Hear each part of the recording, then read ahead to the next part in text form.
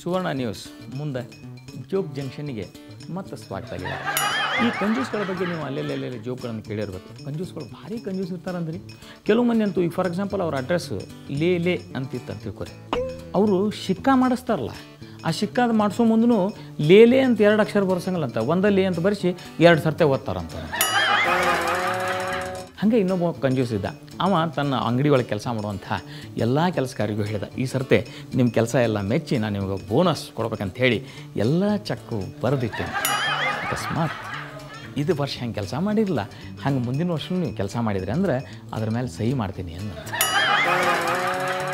ಸ್ವಲ್ಪ ಇದು ರಸಿಕತೆಯನ್ನು ತುಂಬಿದಂಥ ಜೋಕು ದಯವಿಟ್ಟು ಇದನ್ನ ಜೋಕಾಗಿ ಸ್ವೀಕರಿಸಬೇಕು.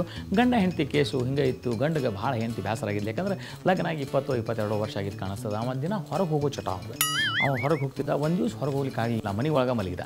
ಮುಂಜಾನೆ ಎದ್ದ, ಚಟ ನೋಡ್ರಿ ಏನು ಮಾಡೋದು, ಕಿಸ್ತಾಗಿಂದ ಬಡ ಅರಿವಿ ಹಾಕ್ಕೊಂಡು ಮುಂಜಾನೆ ಅಂತ ಹೇಳಿ ಮನ್ಯಾಗನ ಅರಿವಿ ಹಾಕ್ಕೊಂಡ ಕಿಸ್ತಾಗಿಂದ 100 ರೂಪಾಯಿ ತೆಗೆದು ಹೆಂಡತಿ ಕೊಟ್ಟ. ಯಾಕಂದ್ರೆ ಚಟ ಏನು ಮಾಡೋದು ಹೇಳ್ರಿ. ಅಕ್ಕಿ ಇವನ್ಕಿಂತ ಜೋರು, ದಿಂಬಿನ ಕೆಳಗಿನಿಂದ 50 ರೂಪಾಯಿ ತೆಗೆದು ಇವ್ನು ಕೊಡ್ಬೇಕಾ. ಭಾರಿ ಇಂಟ್ರೆಸ್ಟಿಂಗ್ ಅಂದ್ರೆ ಲೈಫ್ನಾಗ ನಡೆಯುವಂಥ ರಿಯಲ್ ಜೋಕ್ಗಳ ಬಗ್ಗೆ ಒಂದು ಮಜಾ ಅದ. ನಾನು ಬೆಂಗಳೂರಿಗೆ ಹೊಸದಾಗಿ ಬಂದಿದ್ದೆ. ಆವಾಗ ಸಿನಿಮಾಕ್ಕೆ ಕಥೆ ಬರೆಯೋದು ಮತ್ತು ಸೀರಿಯಲಿ ಕಥೆ ಬರೆಯೋದು, ಸಂಭಾಷಣೆ ಬರೆಯೋದು ಇಂಥವೆಲ್ಲ ಮಾಡ್ಲಿಕ್ಕತ್ತಿದ್ದೆ. ನಾ ಬರೆದಂಥ ಒಂದು ಸಿನಿಮಾ ಭಾರಿ ಫೇಮಸ್ ಆಯ್ತು. ಅದರ ಸಂಭಾಷಣೆ ಅಂತೂ ಜೋರಾಯ್ತು. ಅದಕ್ಕೆ ಹುಬ್ಬಳ್ಳಿಯಿಂದ ನನ್ನ ಫ್ರೆಂಡ್ಸ್ ನಂಗೆ ಫೋನ್ ಮಾಡೋರು, ಏನ್ಲೇ ಭಾರಿ ಅದಲ್ಲ ಸಿನಿಮಾ. ಥ್ಯಾಂಕ್ಸ್ ಪಾ.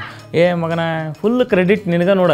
ನಾನು ಹೌದಪ್ಪ, ಕ್ರೆಡಿಟ್ ನನಗೆ, ಕ್ಯಾಶ್ ಅಷ್ಟು ಅವ್ರಿಗೆ ಅಂತ. ಸೊ ನಿಜ ಜೀವನದಾಗ ಇಂಥ ಆಸೆಗಳು ನಿಮ್ಮ ಜೊತೆ ಆಗಿದ್ವು ಅಂತಂದರೆ ಅವನು ನಮಗೆ ತಿಳಿಸ್ರಿ, ನಾ ಕಾಯ್ತಿರ್ತೀನಿ. ಜೋಗ್ ಜಂಕ್ಷನ್ಯಾಗ ಒಂದು ಬ್ರೇಕ್.